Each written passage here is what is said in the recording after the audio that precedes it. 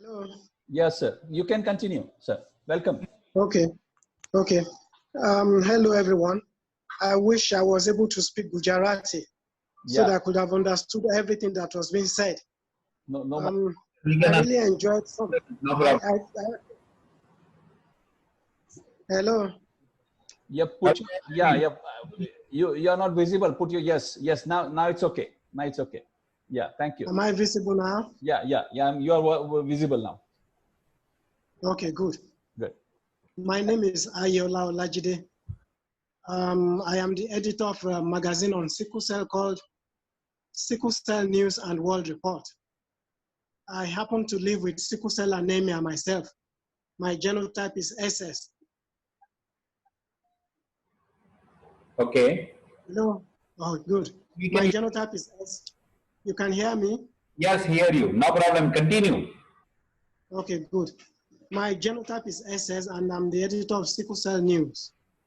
Now, since 2008, we started this magazine, and we have reported on people with sickle cell and sickle cell trait from around the world, including from India.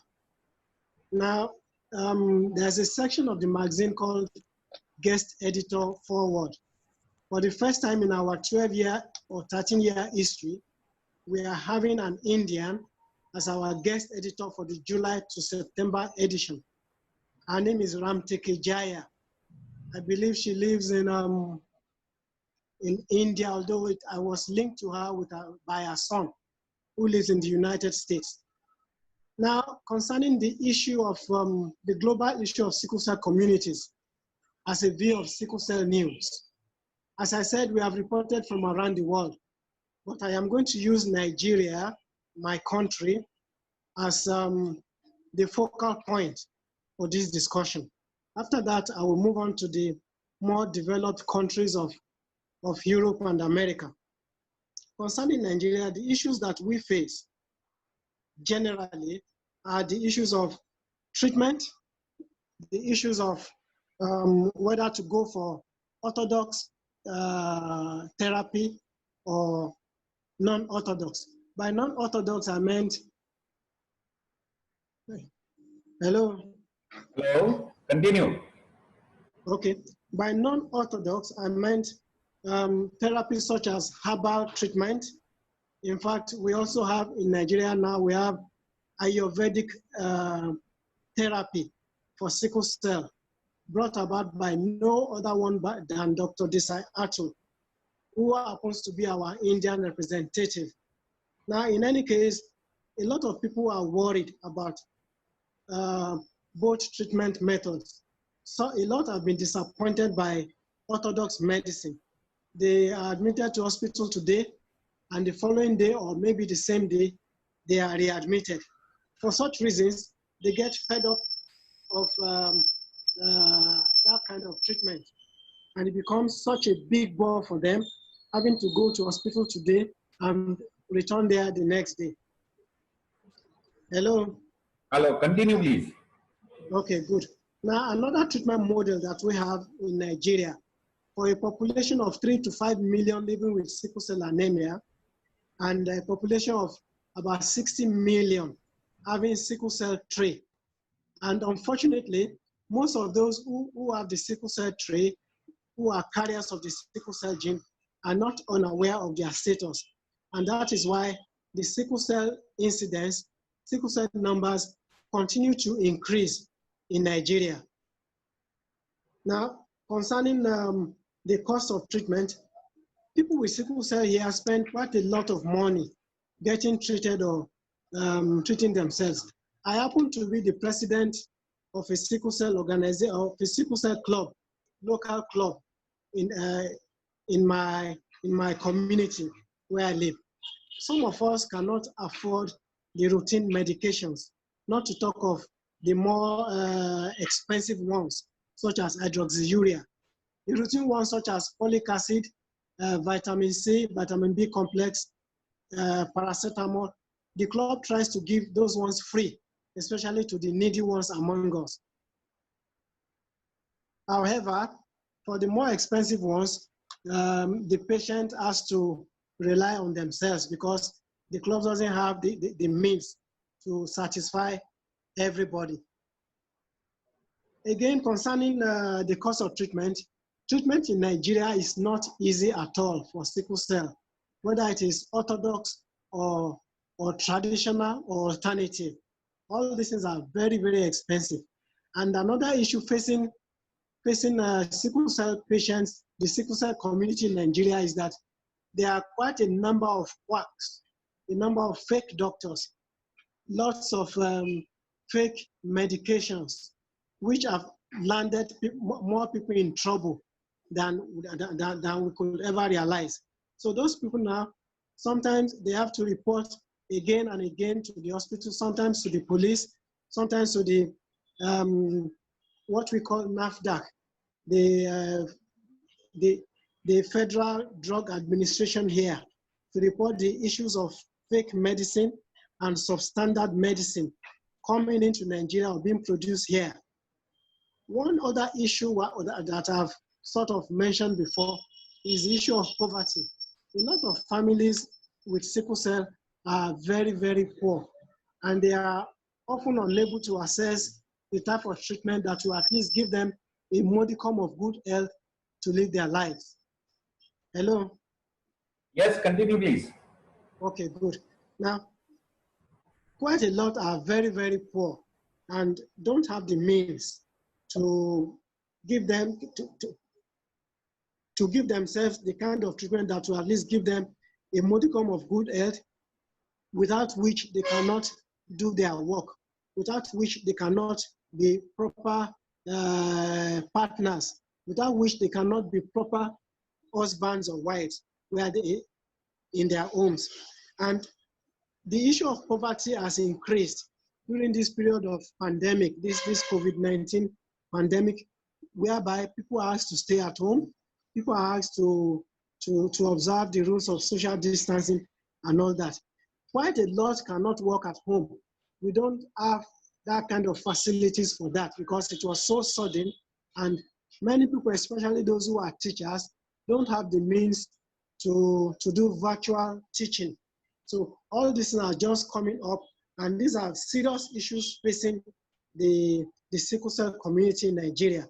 A lot have turned to soliciting for funds from fellow, from families and others who have more means.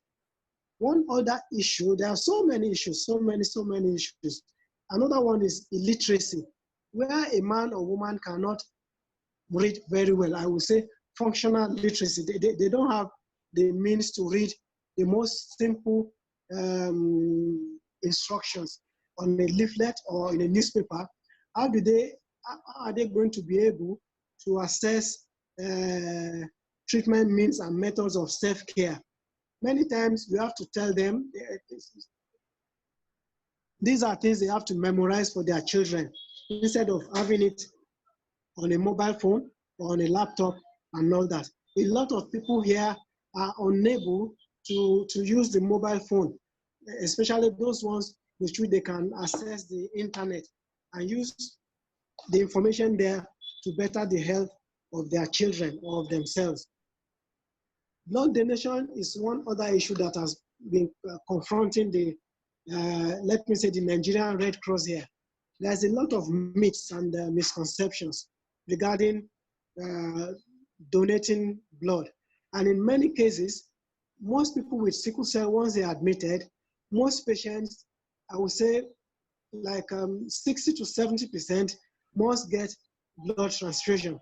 In many cases, parents have had to go out and buy blood for their children. Sometimes they have persuaded relations to donate blood. In any case, blood donation has always been a very big issue here, because even when your brother or sister begs you to donate blood, you feel sort of uncomfortable. You feel that they're asking you to do something which is a part of you that you are now being forced to give away. So a lot of people have this cultural resistance to donating blood. More and more, all these issues are being confronted by advances in education, advances in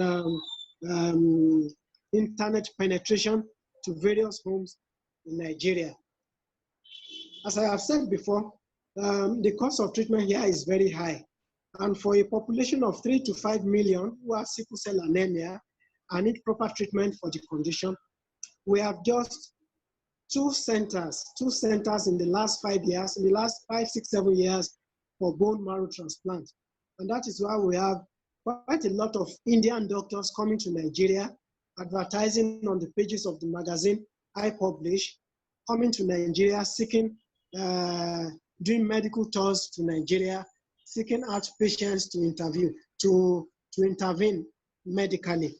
Now, although I have said that the poverty rate is high, what I would normally say is that the gap between the rich and the poor is very, very steep, such that some people are extremely wealthy and influential, whereas the majority are not of means. So bone marrow transplant is often targeted at the families who can afford them, like the families of top senators, politicians, House of Representatives, assemblymen, and all that.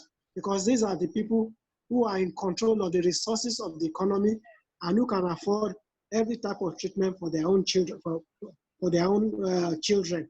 And in many cases, some of them don't even have their children treated in Nigeria. They prefer to treat them abroad, especially India, United States, and in other parts of Europe, like Austria.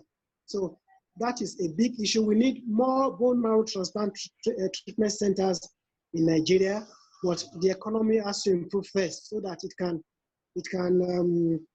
be affordable to the middle income class.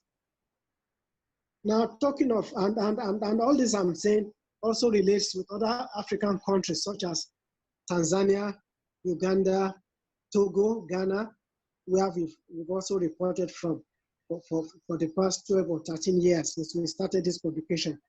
As for the, well, let me just mention one or two more issues that confronts the sickle cell community according to our reports. One other thing is that one major issue here is the issue of unemployment. Many people with sickle cell tend to be low achievers. Let me use that word, low achievers. Because of constant hospitalization, constant absence from classes from school, some of them are not able to compete favorably educationally and employment-wise in a market that is gradually dwindling, in fact, that is dwindling fast. The jobs are not there, so the jobs are meant for the high achievers and in many cases for those who know the people in the high places. So where you have unemployment tends to deepen poverty, and there's a kind of vicious cycle around all these things. So where someone with sickle cell is not employed and that person is a parent, it makes things even more difficult for that person, not only for that person, but also for the family as a whole. So in many cases, you find people with sickle cell begging online and offline. You find them trying to make means by improving their own lives. But there's a basic level of education without which one cannot really move ahead. Now, let me talk about the issues in the more developed countries. In the more developed countries, hello, am I being heard? Hello? Yes, yes. Hello? Continue. Oh, okay. Okay, thank you. In the more developed countries, despite the fact that the issues of malaria, which used to be the precursor for most of us here in Africa, for sickle cell incidents, in many cases, we have to take anti-malarials every day. But in those countries, the cold climates, the temperate regions, where the issue of malaria is not a problem, still they also have the issue of quite similar sickle cell symptoms and complications. I know lots with sickle cell in the developed country who have leg ulcers, who have developed leg ulcers. Leg ulcers is more common in the less developed countries than in those places. But all the same, you still have quite a lot of them presenting with these issues. So there's even then, despite the advancement in pain management, a lot of children and adults there continue to have sickle cell pain crisis, leading to hospital visits quite often. In fact, according to a lot of research, the most common cause of medical consultation in the United States and England is a result of the acute pain occurrences, whereby the individual is taken to the emergency room and needs to take the opioids to bring the pain under control. Another issue with them over there is that doctors tend to take them for drug addicts because some diseases over there, like cancer, get more attention than sickle cell, because a person may not even look like he may not have the physical stigmata of sickle cell. The problem with them is that over there is that they tend to see everyone with sickle cell, or almost everyone, as a drug seeker, as a drug addict, as a junkie, looking for means of controlling psychological pain. So even over there, the cost of treatment is not cheap. There was this guy on a WhatsApp group about three months ago. He lives in the United States and was telling us that without good insurance and without good employment, anyone with sickle cell over there in the US is likely to start begging for money, begging for funds too, just as we have in Africa, where there's virtually no insurance. If you have sickle cell, insurance companies will not even look at you twice if you were to mention that you have sickle cell. And so over there too, they still have these issues of underfunding, issues of borderline poverty, especially where the patient is not well educated and not having good means of income. Over there too, in the developed world, bone marrow transplant is a luxury which not everyone can afford. And in any case, BMT is not for everyone who has sickle cell. One other thing over there, just like in other countries, is the issue of whether to go for orthodox treatment or alternative treatment. By alternative treatment, I mean nutritional therapies, even acupuncture, diet therapy, and all that. So some people are caught between going for orthodox treatments and the alternative. So what most people do what many do in most cases is just to combine the two, orthodox and alternative. So that is about what I have to say. I've really enjoyed this. I have another appointment about 10 minutes from now, which I have to go for.